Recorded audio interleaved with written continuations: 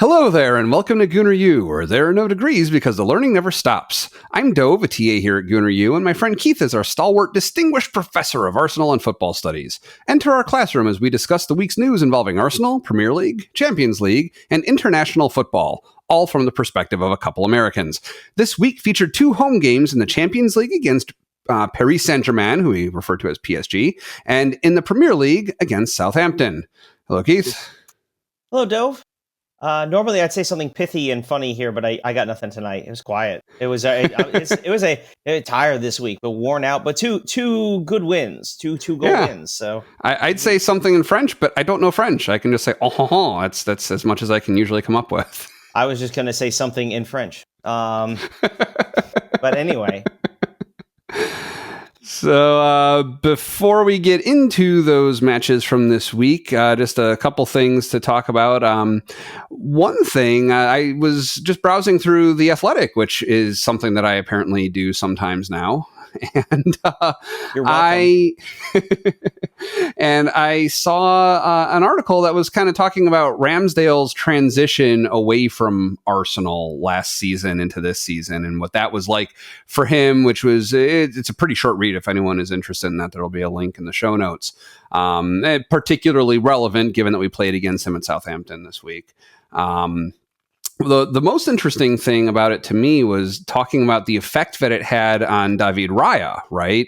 Where he said that it wasn't fun for him, clearly, and his wife would tell him that they showed Ramsdale on the sidelines like 5 times during a match or whatever, which they did do a lot.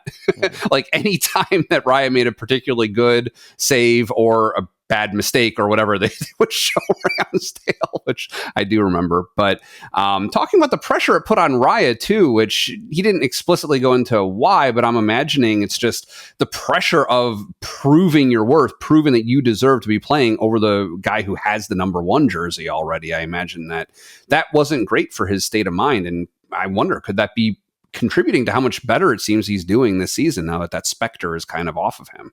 Yeah, I mean, because remember, he doesn't so much like when he came in, he was brought in. Ramsdale was the clear number 1, and then suddenly one night Raya's starting, and then he just never stopped starting. Right, like it wasn't an injury, it wasn't a poor performance, nothing seemed to happen. It's just Arteta decided he was going to go with David Raya, and that was it. Part of I think what hurt this situation is Arteta made a comment because he was getting a lot of questions about, well, you have a keeper, why are you bringing in another one?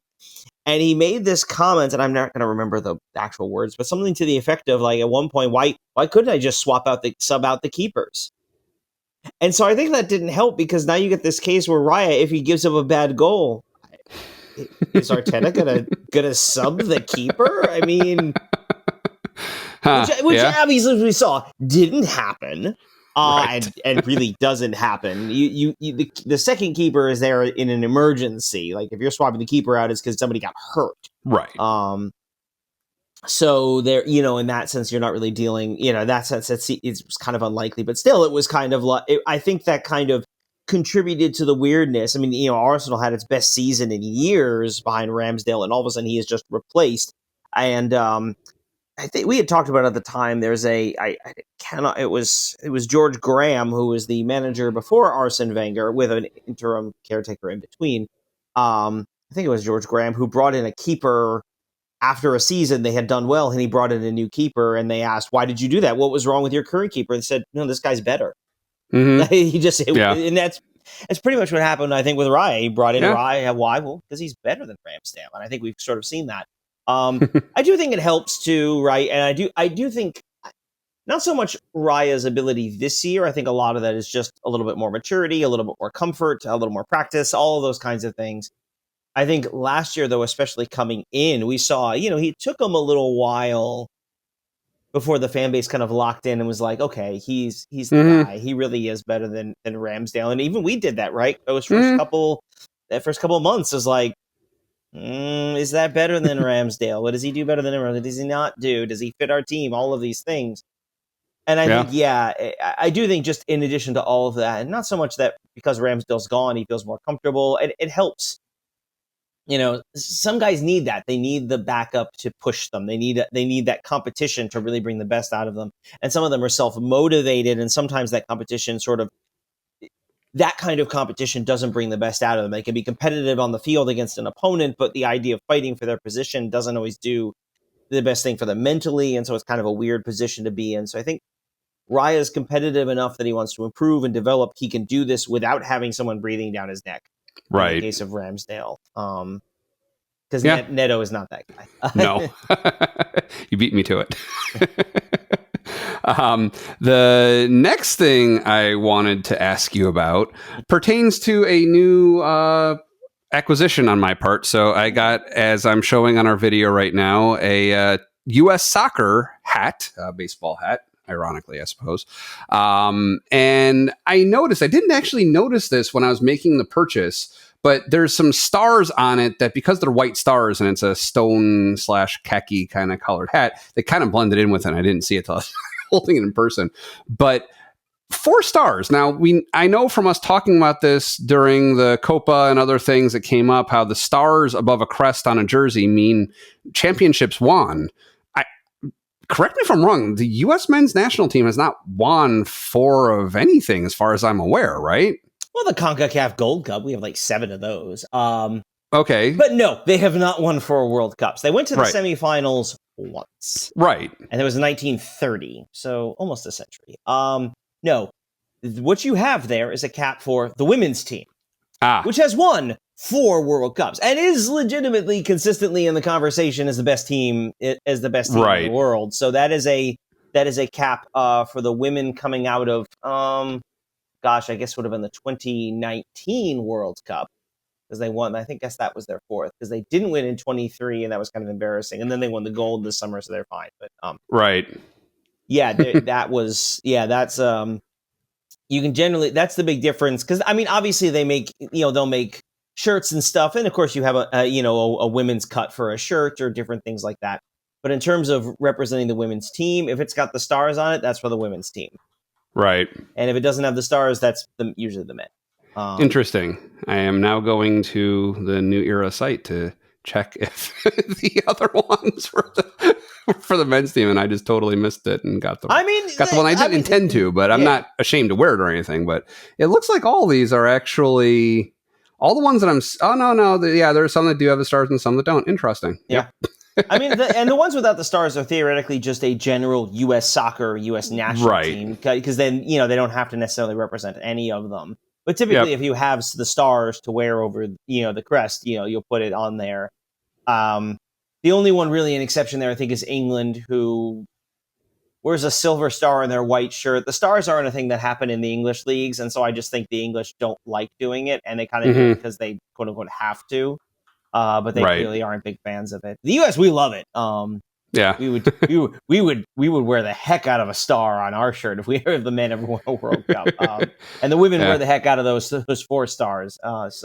And to be clear, I will not be returning this hat. And I do support the women's team. And I mean, I've watched one entire match of the women's team. I haven't watched ever an entire match of the men's team. So that was the semifinal from the Olympics, or was the gold medal game? The gold medal. I watched the entire gold medal match. I caught part of I think it was a semifinal match. And so.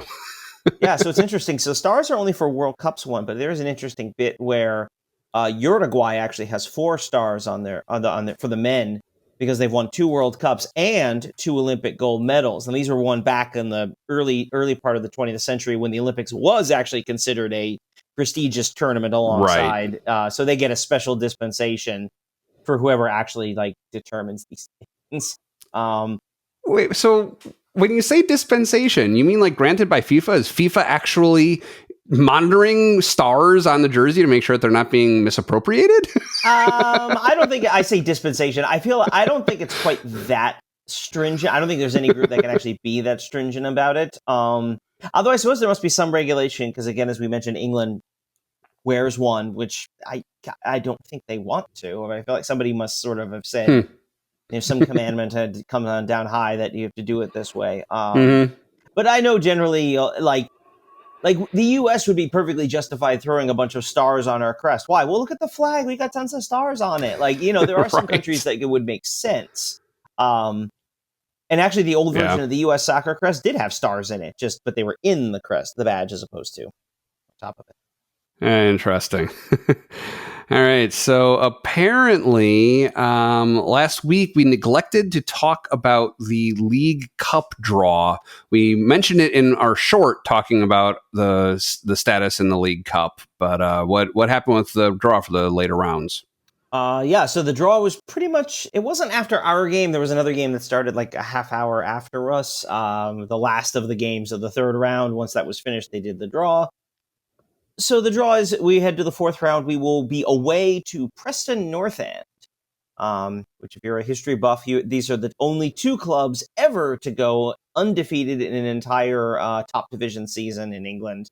Arsenal, of course, the Invincibles in 2004.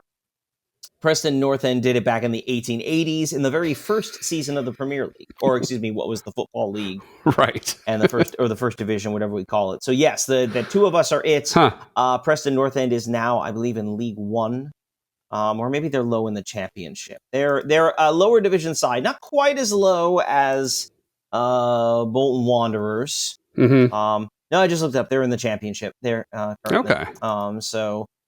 We will be away to Preston North End, and that game has since been scheduled. We will play them on October 30th, which is hold on, check the calendar, Wednesday, sandwiched between a home game against Liverpool and an away game against Newcastle. So Okay. probably going to be a lot of it's the Carabao Cup. There's going to be a lot of rotation, but probably going to be a lot of rotation in that one, given the games on either side of it. Oh, and right after Newcastle is Inter Milan away for Champions League. So yeah, it's we'll talk more about the post break schedule in a little bit, but it stands out in the list of games we have coming up at the end of October, beginning of November. Right. Breathe here.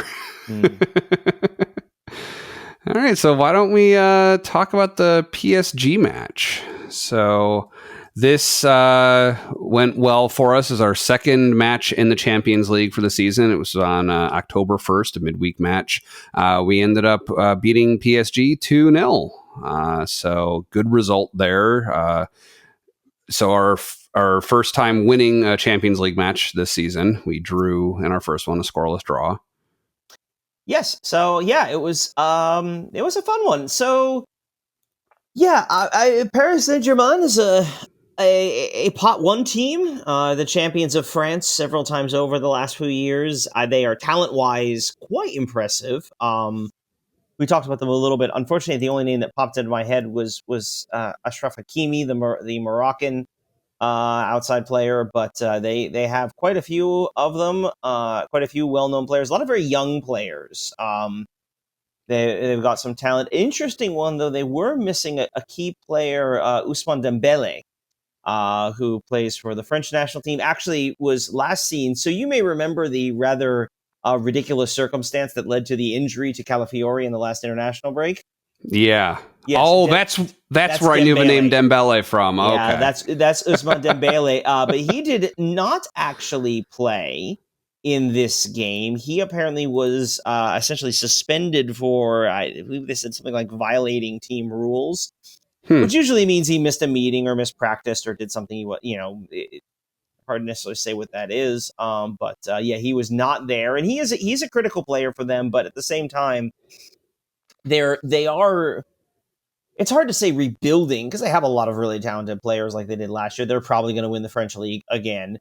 They have some, just Hakimi, guys like the keeper Donnarumma is a good one. The Brazilian defender Marquinhos, we saw Marco Asensio with Spain. And just looking through a lineup here, the Portugal's Nuno Mendes, Vitinha, Lucas Hernandez from France, Kolo Muani. So there's a lot of good players on the team, but of course they're missing the talisman. It was Kylian Mbappe. Actually, just a couple of years ago, they were rolling on a top line of Mbappe, Messi, and the Brazilian star Neymar. Right. All of those players are gone. Right. Of course, Messi is in Miami. Neymar is, I believe, in Saudi Arabia. I think he's in the Saudi league, and then Mbappe has since gone on to Real Madrid. So they're not the PSG of recent vintage, but they're still a very talented team and one you have to take seriously. Not that you would not take a Champions League game seriously. Yeah. One thing that I did find interesting in what you were just saying is they suspended him from playing in a match for breaking a rule of the team. Wouldn't that typically be a fine or something that would affect just him without really punishing the whole team for whatever he did? So I'll pull up the piece here. This was the article I got it from. This was the quote from Luis Enrique, the manager. He was Yeah. has been dropped from the squad after quote not meeting obligations, and there's a later line, did not comply with the expectations of the team. Mm-hmm. And that sort of thing's very vague, which doesn't tell us what it was. Right. Now, chances are, I mean, I don't want to say chances are, I really have no idea what it could be. But if a manager is willing to drop a player and drop what is clearly a very important player, it wasn't good. Yeah, that's interesting. And having said that, it could be a case of looking at kind of the player. We talked about some of the players they had in the past. PSG had a bit of a reputation, probably deserved, of a place where the players kind of ran the show. The inmates running the asylum and the manager, the players, if they didn't like something, they could complain about it to ownership, who would then not back the coach, who can't make decisions about how the team should play. So really kind of a dysfunctional environment. And so I think part of what's going on here is Luis Enrique has either demanded or been given, maybe a little bit of both, the power to make these kind of decisions, to lay down a message. Being a younger team, you have to establish some boundaries. I mean, Arteta and his non-negotiables. And they talked about this in the documentary. That was Pierre-Emerick Aubameyang, who was clearly one of the better players, but he broke team rules. And the idea is these are the rules, and everybody follows them, and nobody is good enough to just skip them. But was his punishment not playing? Did Aubameyang miss matches because of his behavior? He was suspended. Okay. And by the team, I should say. It was, in his case, it was basically serial lateness. Right. I remember that now, Yeah, consistently not on time for meetings, practice. Once was apparently late for a game. Not like he was there in plenty of time to play, but the team has to be at the stadium at a certain time for warm up and all that stuff, and he was late for that. And Arteta's just, because again, and I imagine Enrique is in a somewhat similar position. Not to say that the results don't matter, but Arteta's club was going to be fine. He was allowed to set these boundaries, and if it costs the team a game, it's okay, because it's about setting the standard. Same with Luis Enrique. If it costs them a game, I mean, they're going to win the French league anyway. So, and Luis Enrique is a veteran manager. He's been around, but it's important to sort of set that tone. And so I imagine he's been given a great deal of leeway in terms of making sure that rules are followed. And it's not so much that Dembele is being punished, but that everybody else can see that Dembele is being punished. And I'm not going to punish him. You darn well better believe I'm going to punish you for doing that. Right. But yeah, I mean, that was the stature of Aubameyang at that point in time. So I think that's a good comparison. I'd totally forgotten about that. Yeah. So something that was kind of funny, you remember when we played Porto and they had the green and white hoop jerseys, right? And I remember at the time that just reminded me of Elves. Like, it just looked like very unserious, like Elves Frolicking on a field or something, right? I got that feeling for a different reason with PSG. They were kind of short compared to a lot of our team that made them look like little elves. which is again another place where Dembele would have been really helpful for them. But that's not so much because they're small; it's because we're big. We're a big team. We've talked about this. We're a big team, and we kind of saw, I think, some of the instances where that made a difference, especially in the first half. We were just physical, and not in a way we saw, for example, against Manchester City, or those are some, the Spurs game. They were physical games. It wasn't physical in the way we were out throwing hits and running them off the ball, but we were, being, when you're bigger, you can do a lot more. There are some things you can do, and we did a lot of that.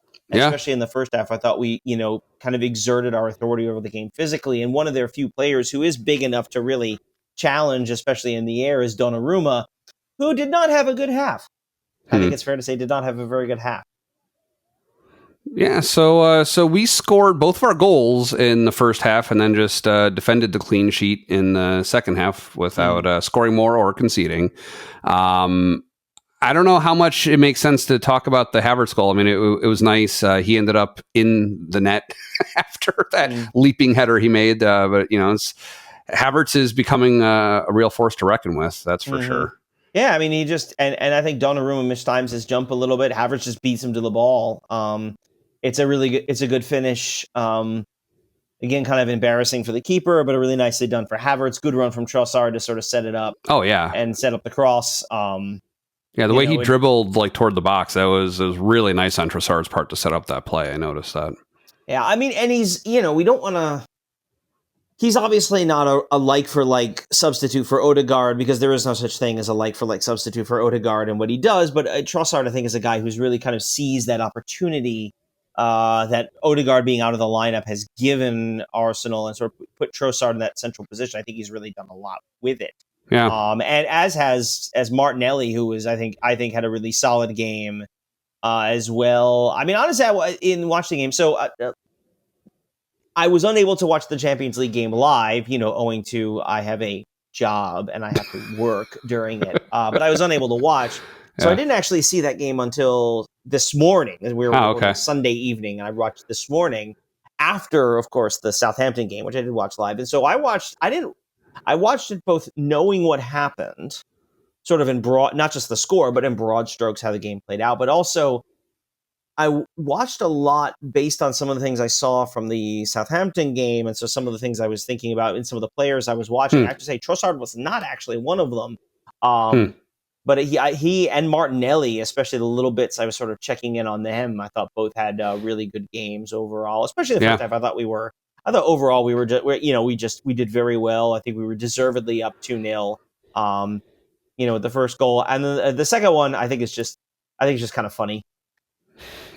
Yeah, it's so really egregious foul against Saka, which, overall, like, I give a thumbs up to the officiating in both of these matches this week. Overall, called well. I noticed he was like calling fouls against like players who were fouling Saka that was getting called. And this is one key example where he was, I forget exactly what it was, like just knocked him over, like right near the touchline, kind of parallel to the side of the 18-yard box, like way deep, right?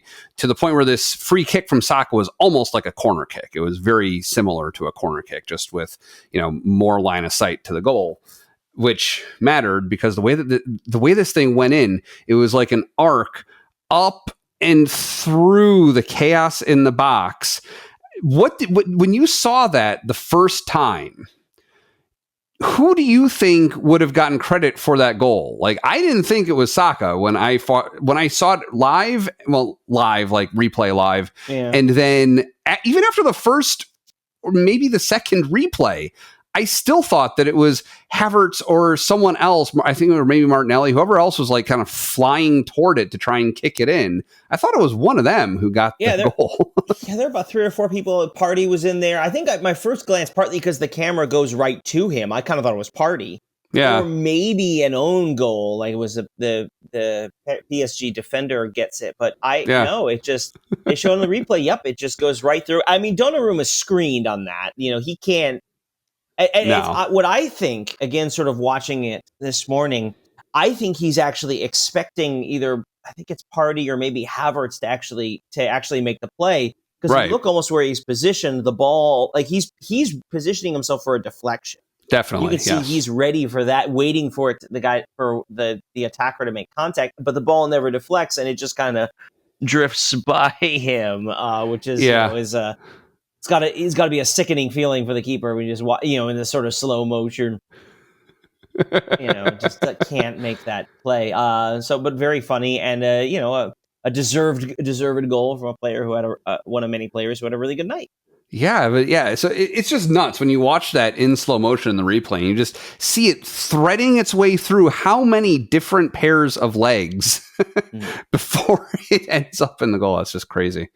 But But yeah, we pressed them hard. We really took it to them. We kind of maybe sat back a little bit more in the second half. Didn't press as hard. Didn't try as hard to score. We didn't give up trying to score, but felt a little more half-hearted. We were set back a little bit.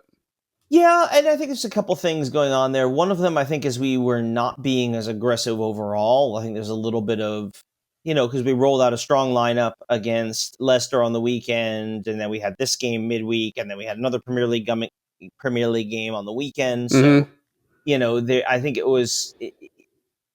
You don't want to just rotate. You don't want to just start subbing guys off at halftime. And we saw PSG, even though I think they were the inferior team throughout the game. We did see some instances they flashed some danger and created some opportunities, and they could cause us some problem. They have some talent. I think in a way, like when we sat back a little bit at times against Leicester, it took two ridiculous finishes from Leicester to get them back in the game, and PSG doesn't need that. They have the talent to create those opportunities. I think also it's worth sort of pointing out, like, because we've seen it in so many instances, either through our play or sometimes, like, for example, in the City game against us when we were down a man, we kind of saw it's easy to watch long stretches of a game where one team just dominates the proceedings. And that's unusual, especially at this level. Right. So the fact that we played as well as we did in the first half, that we were in control as we were in the first half, I think there's a little bit of regression there as well. That, PSG kind of grew into the game a little bit. They got a little bit more comfortable with the environment. It's a good environment that I could hear. It sounds like a good atmosphere, good crowd. And I think they maybe grew into it a little bit more and were able to generate some things. Obviously, they didn't get in. Raya made a couple good saves. They, a couple that they went at the crossbar, one they just missed the post. So there were a few instances where it could have gotten a little haywire, but part of me feels like if we had conceded a goal, we had another gear we could kick back on into. Right.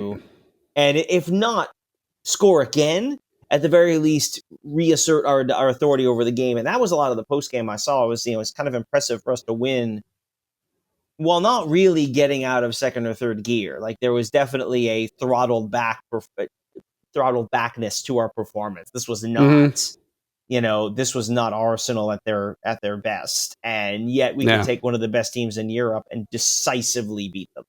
Yeah. Meanwhile, a couple roster notes. So coming out of halftime, we saw Kivior come on for Timber. He's injured apparently, right? We didn't see him against Southampton either, right? Yeah, and we'll talk about this in the Southampton game. We'll have a bit of a right back crisis at the moment. Okay. But yeah, Kivior on for Timber at the half. So it's good to see Kivior get some minutes, and I thought he was there. He was fine.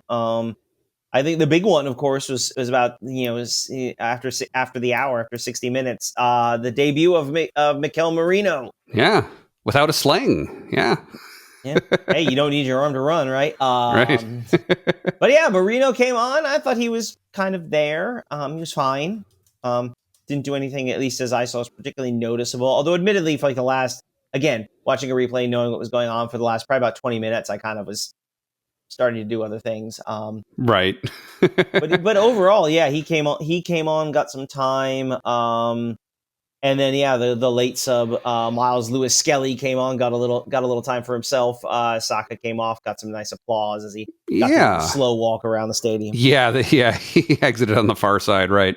I mean, so is there anything to make of Lewis Skelly specifically coming on for Saka? Like, is that where Arteta sees him slotting in is in a similar role to Saka, or was it just the end of the match? We wanted to put Lewis Skelly on. We wanted to take Saka off. Was it just what do you think that was? Yeah, I think it's the case that I don't want to say he sees Lewis Skelly as Saka's backup, but I think if you want a player to play in that position, Lewis Skelly, that's his position. I think Nwaneri looks like I've seen is a little more centrally located. He's going to play more in the middle of the field. And so Saka comes off, you need somebody on the wing. And so that's what Lewis Skelly's going to do. And again, it was, 90 plus 2 of what there were 5 minutes of stoppage time. I think, it's play out the string and a game is kind of over. So that's fine. he may have taken another tackle or something, and it was just kind of like, yeah, let's just get him off. Yeah. He is obviously a very valuable player for us. Right. But Yeah. I think that's all that is. Okay. Yeah, that makes sense.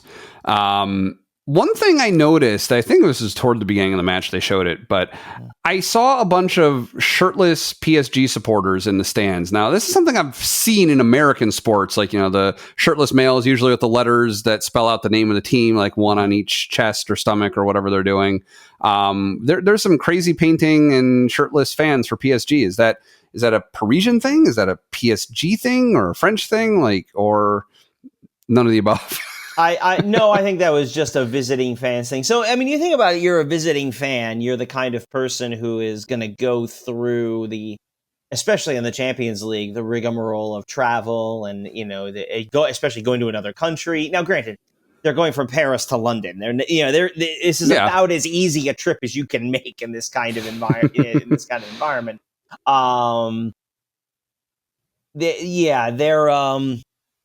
I think the kind of people who come to away games are generally they're pretty hardcore fans. Mm-hmm.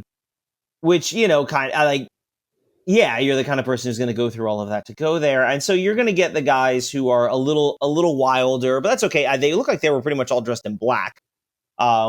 Which I think it did look deliberate. It does make them stand out a little bit. In terms of the shirtless thing, I get the impression. Well, so let me preface this by reminding everyone that I live in Houston, where today's high temperature was 92. Oh boy.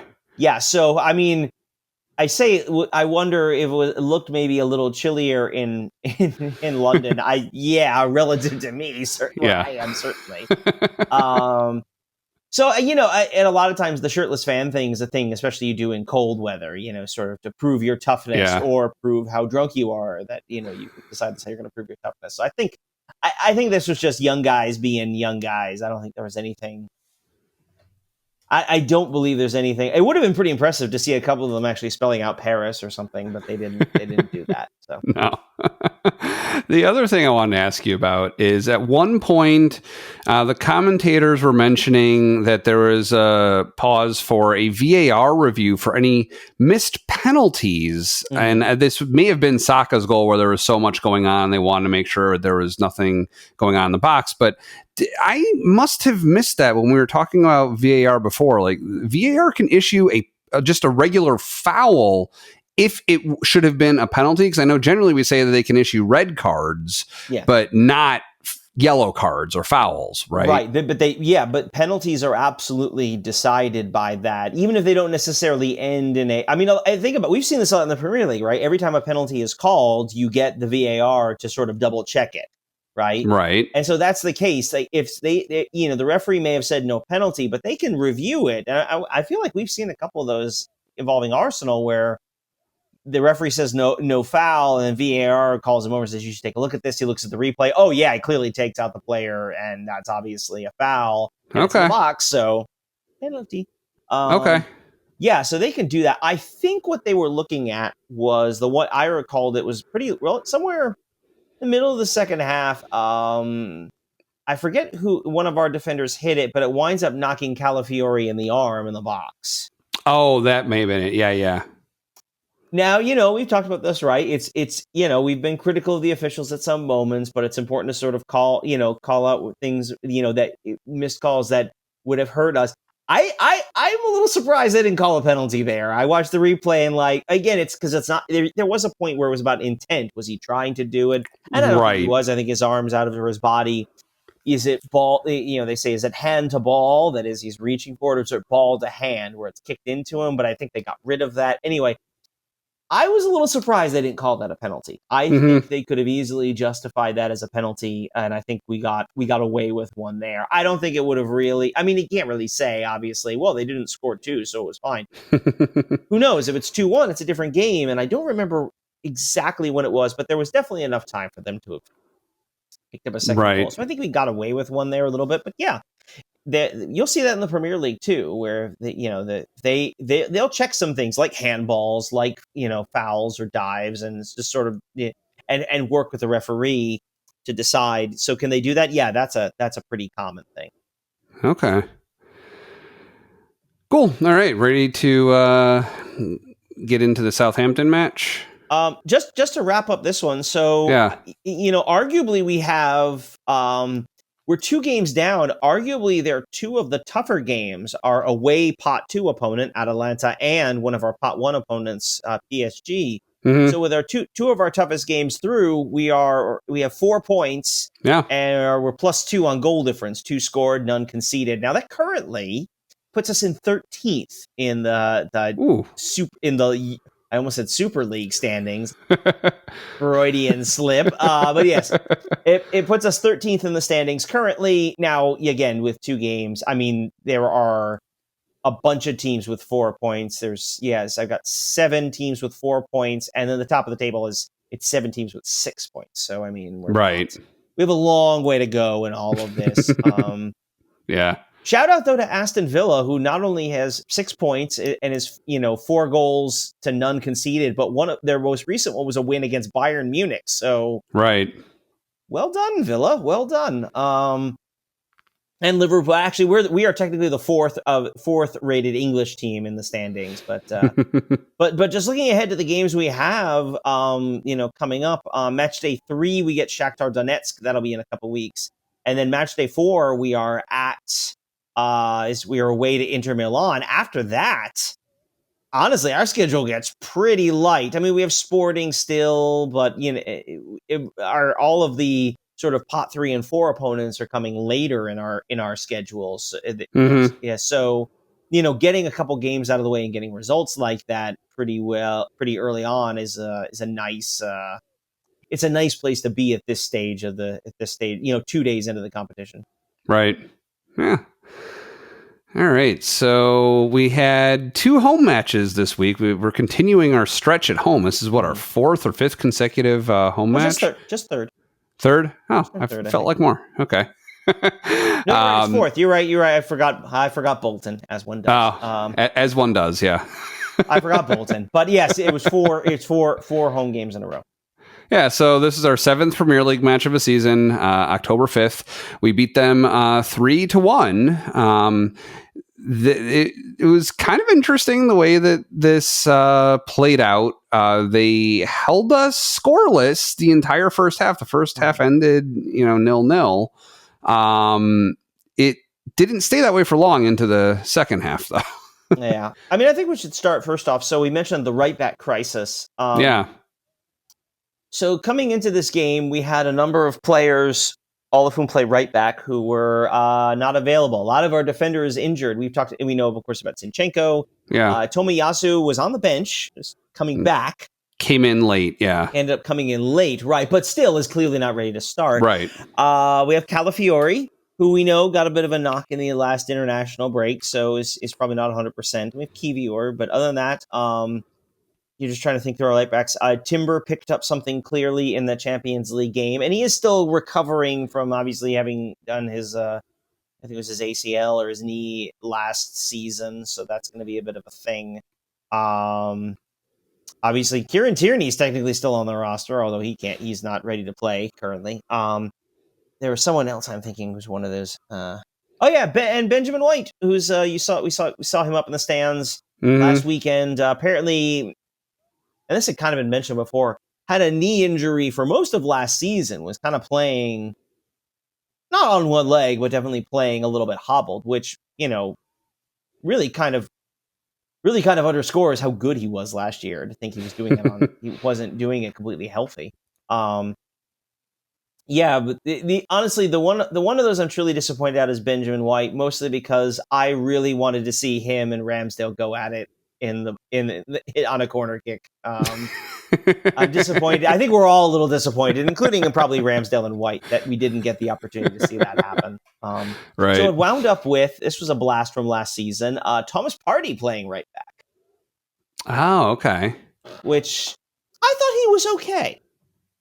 I thought he did okay there in Southampton. Yeah, I mean, so I had noticed, and we talked about this a little bit before we recorded. So I noticed him on the right side a lot.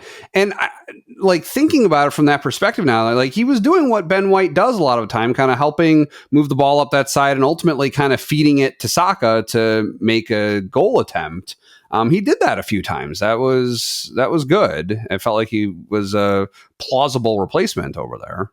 Hey, he was participating.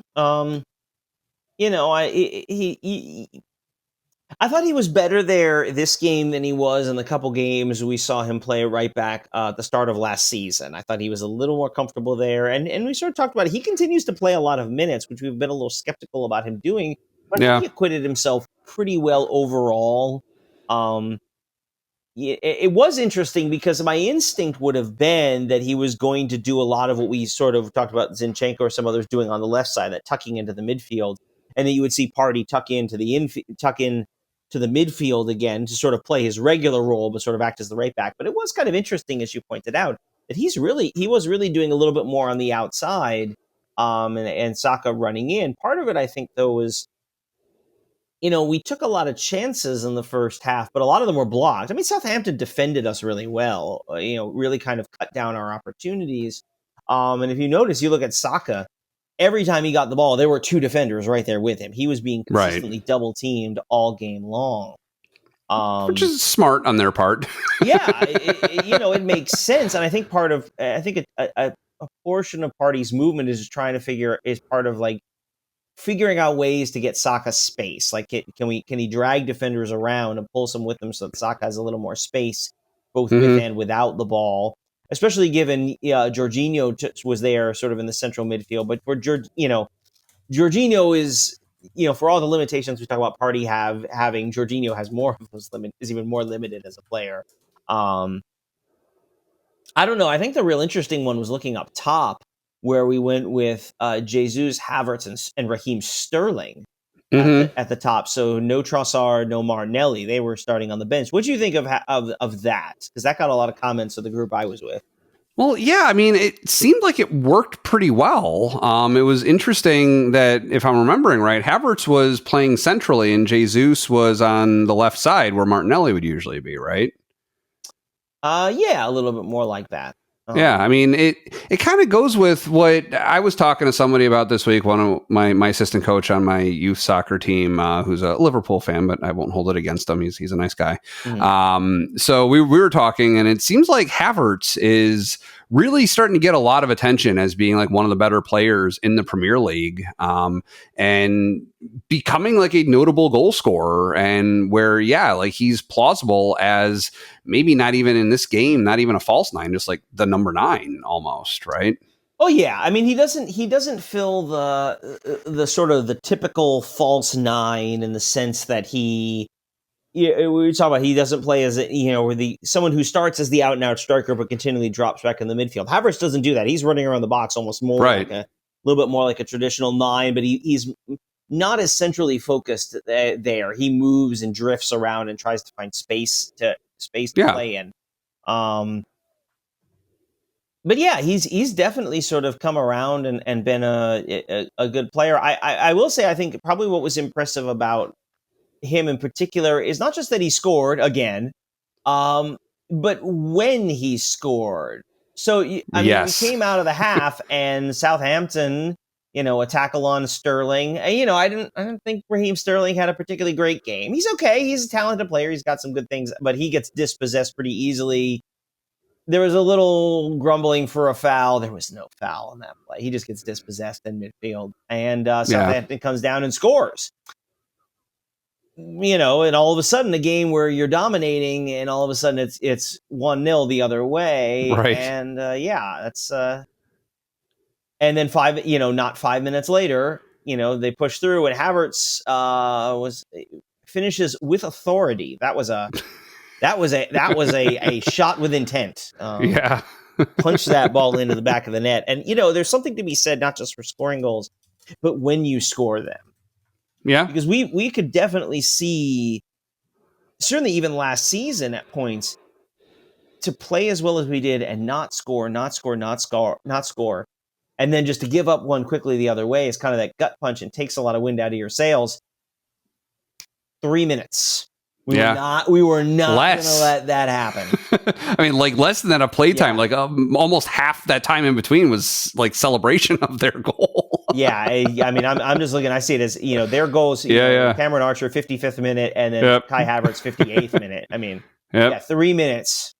And it's tied again, and it changes it. And then what was interesting to me right after that was the triple sub, which Arteta does not do triple subs. That was an interesting one. Okay, I hadn't noticed that before.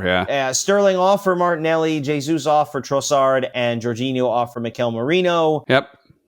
And remember how I sort of said, like, well, against PSG, we were kind of in second gear for a little bit. But if we need to, we could find another gear. Here was the other gear.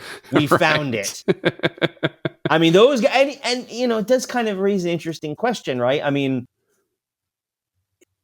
we're getting a little bit closer to that ideal Arsenal lineup, and right now it involves Trossard and Martinelli. We kind of always look at them as one or the other. I think right now our best lineup has both of them in it. Mm-hmm. And I thought both of them were really good coming off the bench. Yeah. Well, yeah. And I mean, not very long after, again, within like 10 minutes, you had Martinelli scoring and pulling ahead for us, right? Like that was a big moment. Yeah. I mean, and look, Martinelli is a class finish. It's a great finish. It's a great run to get from the top of the box to get into position where he needs to be. But to me, honestly, that goal is Bukayo Saka's because he drops a dime. Yes. I mean, that pass was... I think of this, and someone else was standing here thought something similar. A couple of years ago, maybe we're not getting into like 6-7 years ago. So even late days of Arsene Wenger, we had two players, Mesut Ozil in the midfield, and Alexis Sanchez was more of a winger. And there were a few times where Sanchez or Ozil would just find Sanchez with a long ball, and there are a couple of goals they scored like that, not exactly across the box, but a kind of a long ball gets them an opportunity and they punch it in. That was very Ozil to Sanchez like. That was a very, from Martinelli's perspective, the confidence, we talked about the goal he got last week and how he continues to play well and continues to play better. I thought he was good in the Champions League game. I thought he was really good on Saturday. And the goal kind of caps it. But then you have Bukayo Saka, who's being double-teamed all game and ends his day with a goal and 2 assists. Yeah, it's amazing. And I mean, it's funny. So this was the one that had the really lengthy VAR check, just largely because of the ground that Martinelli covered. I imagine somebody's like, he had to have been offside or something, right? It was close. They showed the replay, it was close. But yeah, then they, you kind of wait, and then they put the lines.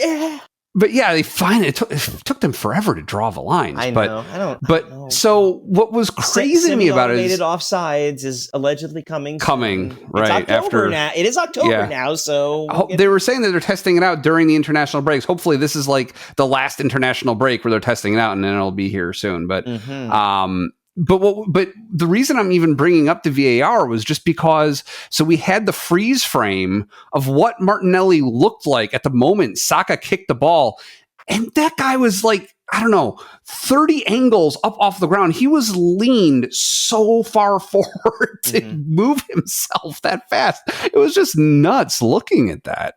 And I did see a post-game comment that's actually a set play.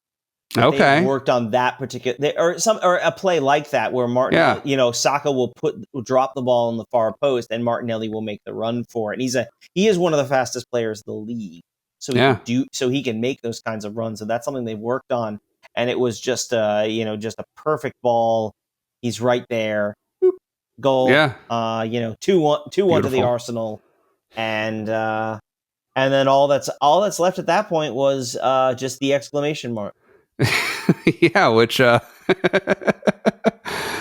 Saka was happy to deliver. Just a special player he is. And the whole sequence, there's Kai Havertz on the ground in midfield, pushing the ball forward while lying on his back. Yep. The break comes the other way. There's Trossard. Trossard puts it to Saka, and Saka just buries it. Not quite as authoritative as Havertz's goal, but definitely a clean, crisp finish.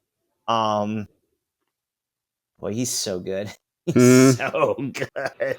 No, this team. This is a team that's really coming together. It's so funny to me now. This is like the third iteration of the lineup that I'm watching. It's like it's so funny when you think back, like 2 seasons ago, like they're totally different players, and like that team was great in its way. And now, like we've got new faces coming in that are fully merging, and it's it's cool. It's cool seeing the growth of the team, and like you can see Arteta just kind of working the kinks out and like seeing the areas where we need a little bit of bolstering and trying to make the subs there. I'm just hoping we can get our whole lineup healthy at the same time, or most of it. Yeah, and that's always the trick. And part of that has also been building the depth as well. I mean, and what we sort of do is we sort of lose and don't talk as much about some of the players who are just sort of quietly chugging along. I mean, think about the players we haven't mentioned recently: Saliba, Gabriel, Declan Rice. I mean, they were all fantastic today. But you almost don't even notice them because they're just always where they're supposed to be, and they always do what they're supposed to do. And Raya, I thought, had quietly a solid game. I have to say, getting the one-on-one comparison with him and Ramsdale, there were one of our 15 corners that we took. Right. There were several of them. They come into the box, and Ramsdale is kind of scrambling to get to it. Like we talked about this from the beginning. One of Raya's great strengths is command of the box and controlling crosses. And he saw a few places where it never quite cost Southampton, but you could see some places where Ramsdale struggled with that in a way that Raya doesn't. And so I did note Ramsdale caught one cross in this match. I did notice that, so maybe that's something he picked up training with Raya last season, because I don't really remember him doing it much before that. But yeah, we would do it on occasion. I mean, any keeper can do that. Yeah, stuff sometimes, a little bit. yeah. It's the ones who sort of consistently can control the box, and how many of them are kind of running around flailing at punching the ball away. Right. And Ramsdale's a little bit more of a puncher than a catcher, if you will.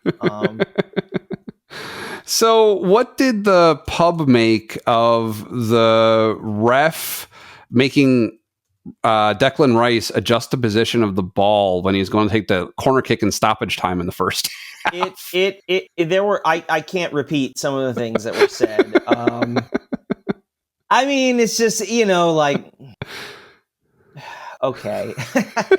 I don't know. I really don't know what you say to that other than, okay. Like, it's funny because I noticed after that happened, I noticed how, like, when Saka's taking his kicks on the other side of the field, at least in, I forget which half it was. Oh, yeah, I guess it was in the second half. So he was on the same side as Rice was. But that was where, like, I guess it's basically always on Saka's side is where the linesman is, right? So you've got the linesman right there, where presumably it might not get to that point with Saka because they're like telling him quietly in a non-obvious way, versus like Rice, it's like the on-field official like walking across the field and pointing and calling out to him, telling him what to do. But yeah, to move it like that less than an inch, and that's okay. Like that made the difference. Like,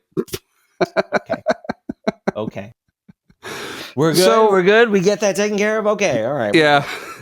So I was happy. I kind of noticed something before the commentators mentioned it, which was I would see over and over again Ramsdale making a short pass to his teammates, and they're trying to play out of the back like we do a lot of the time, right?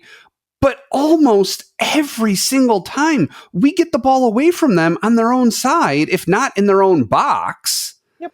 And it was shooting themselves in the foot over and over and over again. Why would they even try to play like that instead of punting and like just trying to get it way into the other side to try and do something that way? Well, so two sides to that. One, why are they doing what they're doing?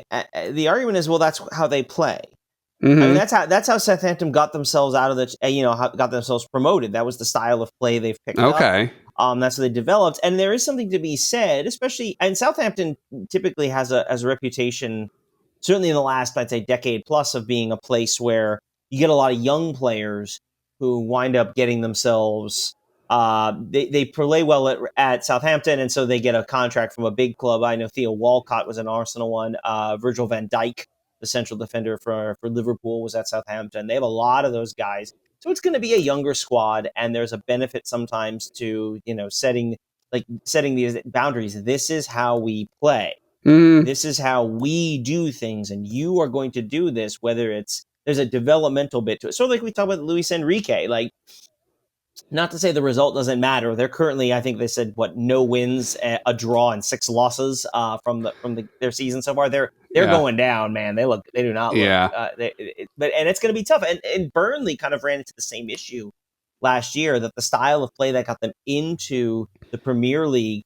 It's one thing to do that in the Championship, where you can, in some clubs like Burnley and certainly Southampton are largely more talented than their opposition. It's another thing to do that in the Premier League when you're surrounded by teams who are all more talented than you are. Mm-hmm. And that's kind of, you've sort of seen the problem it's going to run into, that insistence on playing your way and establishing that style of play. There are some teams that it's going to struggle against. Think about how many times we see teams pack the box against us because that's the only way they feel they can compete, and they're probably right. Well, right, and it brings to mind, like, last season or the season before, when we would play Manchester City, we had to adopt a different style against them than we used against everyone else. That's the smart thing to do, to kind of stubbornly say this is the way we do it. That just doesn't seem very smart on their manager's part. Yeah, but that's when it really does go both ways. There's to a certain extent, you want to have your team and your identity and your style of play, because you can't.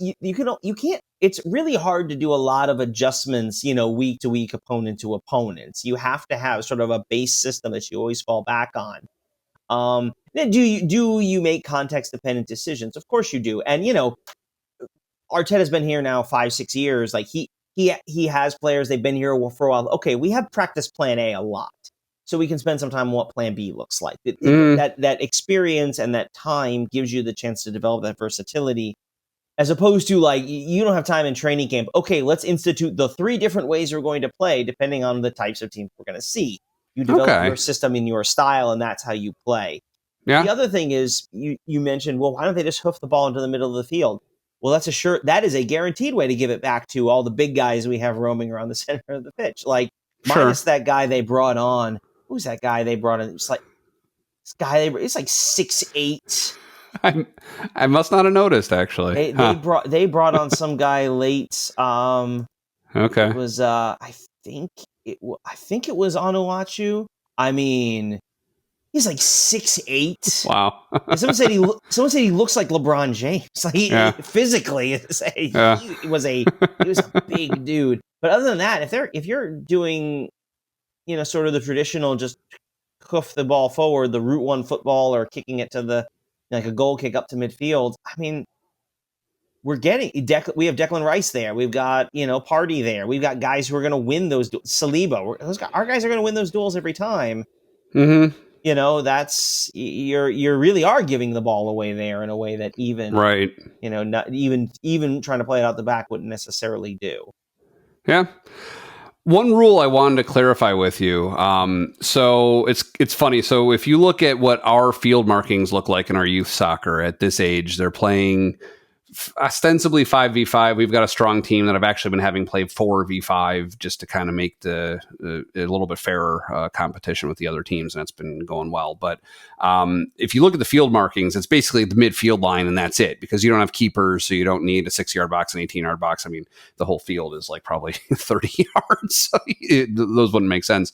But what happens is, when there's a goal kick, we just tell the opposing team, everybody retreat back to your own half, and then you can come back after it's kicked.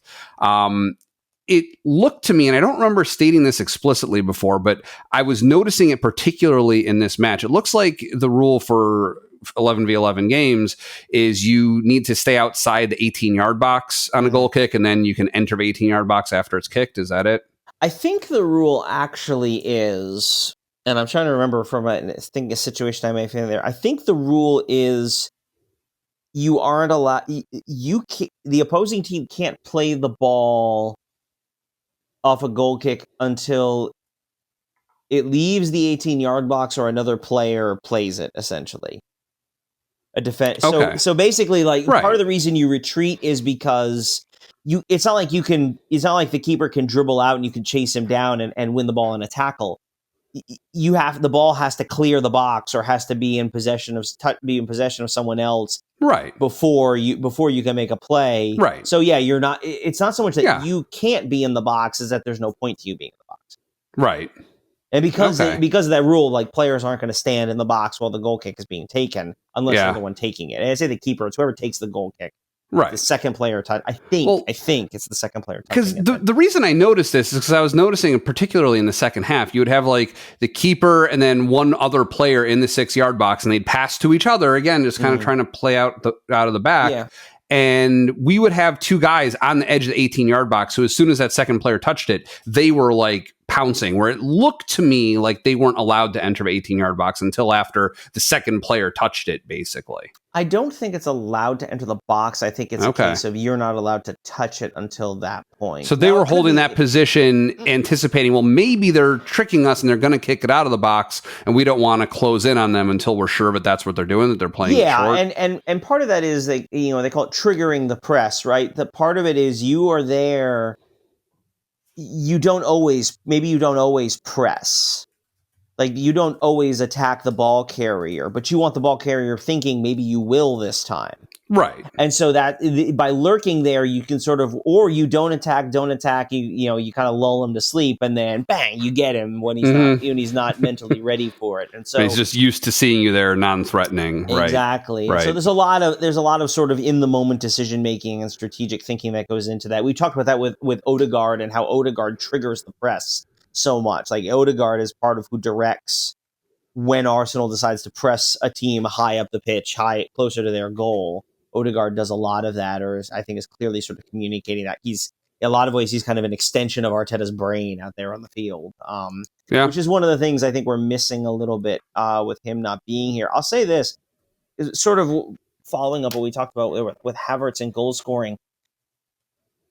To me, the one thing that concerns me about not really having a goal scorer, and Havertz has been playing really well, but to not have a more consistent goal scorer, is that I think we're susceptible to some of what we're seeing here today, that if we don't get that early goal, like, our comparison point, I think in some ways, is Manchester City. If they need a goal, they have Erling Haaland.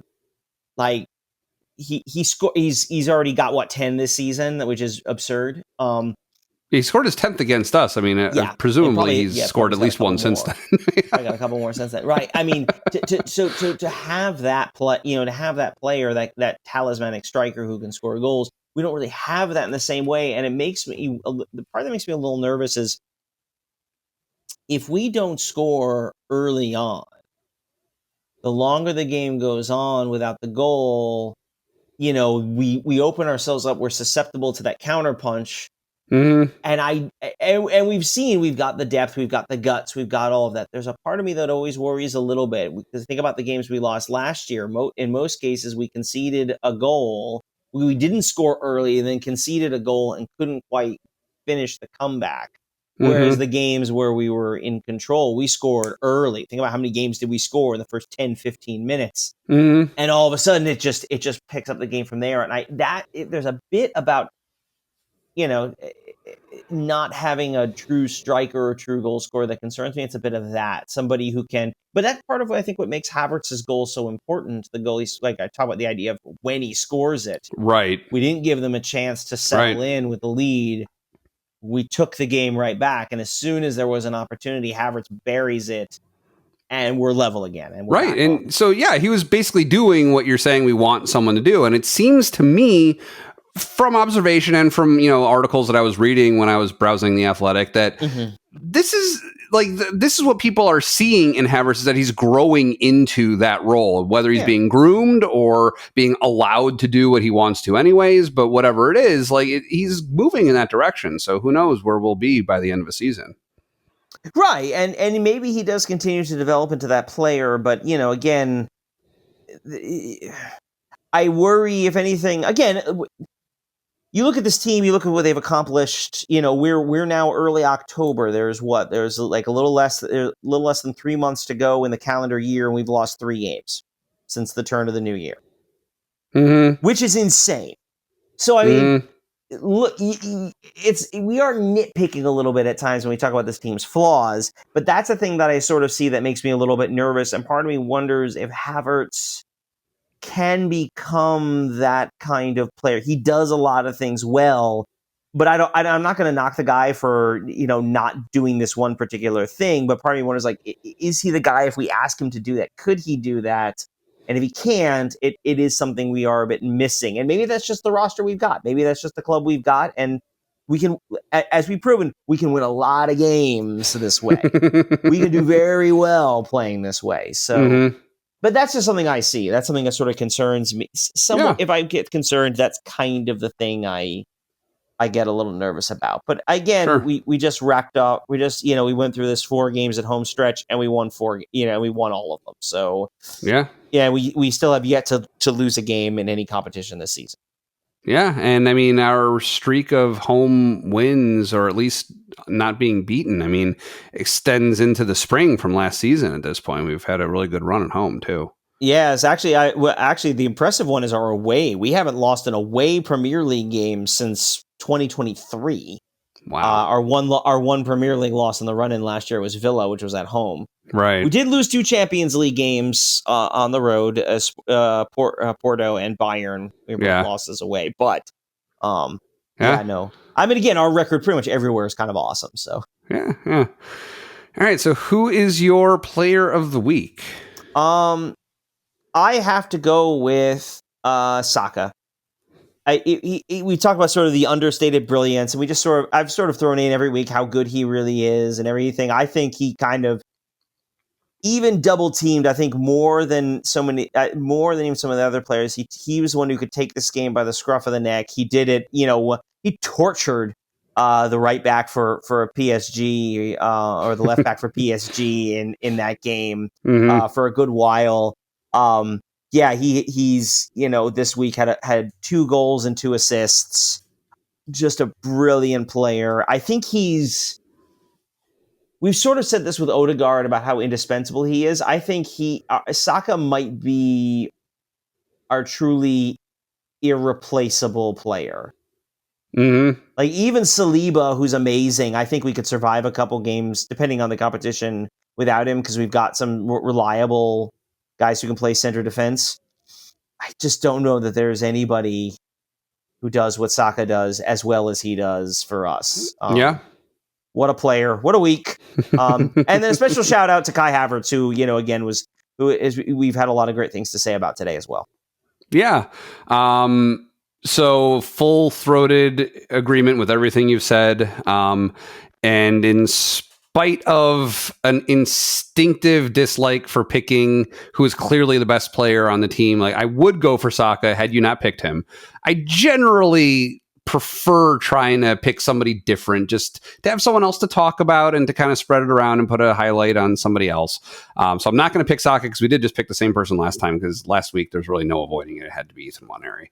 But I'm torn between Havertz and Trossard, and I could almost flip a coin. Like Havertz scored the goals. Trossard had really valuable contributions. I noticed some really good things from him that I hadn't really noticed from him before, but I think ultimately it has to be Havertz. Like he is really doing awesome, doing great things for us. And I'm excited to see what's still coming from him. That's part of what makes them your best players is that sometimes they are your best players. Right? That's, it's boring to say Michael Jordan was the best player on the floor. It was the was the player of the game, but he was. That's why he's that's why he's Bukayo Saka, because he's the best player on the field sometimes. Yeah. No, agreed. Yeah. I think a special shout out too, as we hit an international break, I'm going to give a special shout out to Declan Rice, who we said coming out of the last break, I don't know. Hasn't been great to start the season. He has been perfect. He's been completely solid there. Maybe not spectacular in the way some of the others have been, but I think he's settled right in, and he's just been doing Declan Rice things now. So yeah. Yeah. All right. So what's coming up next week? Right. As I mentioned, international break, so Arsenal can take a breather. We have seen, by the way, some players. Havertz apparently is not going with Germany this break. Huh. Hopefully that's just They mentioned like he tweaked something or something. Hopefully that's he just tweaked something. Yeah. And he certainly has established himself in the German team. He doesn't necessarily need to be there. So, it's not like he needs to fight for his spot in Germany. So that Timber was not called up by the Netherlands. I think he clearly is feeling something. So hopefully hopefully guys settle in. But yeah, international break. Just sort of quickly for our perspective, I will be watching the U.S. play Panama on Saturday in Austin. I will not be in Austin. I'm just going to watch on TV, but they're going to play Panama. And then next week after we record, they're going to play Mexico in Guadalajara, which should be interesting and fun. The debut of one Mauricio Pochettino as the manager of the U.S. men's national team. So we'll see what that looks like. That reminds me, did I hear during one of the broadcasts that Pochettino managed a team that Arteta played for at one point or something like that? Or am I completely wrong? Possibly. Sorry to spring that on you. We can follow up next week. I don't think so. I don't know if he's Spanish, right? No, Pochettino's an Argentine, but he spent a lot of time in Europe. He was at Chelsea. He was Tottenham Hotspur was where he first really made his name. He was somewhere else in the Premier League too, and I don't remember. He was PSG's manager for a little bit there after his time with Spurs. So he's gotten, as like many managers, has gotten around a little bit. I don't know anything like that. But anyway, he takes over. Now he's with the U.S. And then just quickly as well, we should mention our World Cup qualifiers coming up this break. Japan is in Asian qualifiers. Will be at Saudi Arabia and then home against Australia. So 2 big games for Japan in their qualifying. Colombia will be at Bolivia and then home against Chile. Argentina will be at Venezuela, then home against Bolivia. And then we'll also open up with the OFC qualifying. Fiji will take on the Solomon Islands, and Tahiti will take on New Zealand. All right. And some real-time follow-up. Apparently they played together at PSG starting in January 2001. I knew Arteta spent some time at PSG. Yeah, so I guess they overlapped there. They both joined the team at the same time. All right. Well, thanks for joining us at Gooner U. If you're watching on YouTube, you can also listen to our show on Apple, Spotify, and some other places. If you're only listening, try watching us on YouTube with the link in the show notes. Your homework for today is to tell one friend about our show. Have another friend who's into Arsenal? Let them know about us. Hopefully they'll enjoy it as much as you do. We record the show using Zencaster. If you'd like to try it out, you can support Gooner U by signing up using the link in the description, which also has links to everything we talk about and our social pages. Again, my name is Dove, and you can find me on Twitter at Dove Frankel. With me, as always, is Keith, and you can find him in a pub watching Arsenal matches. 60 million down the drain. Kai Havertz scores again.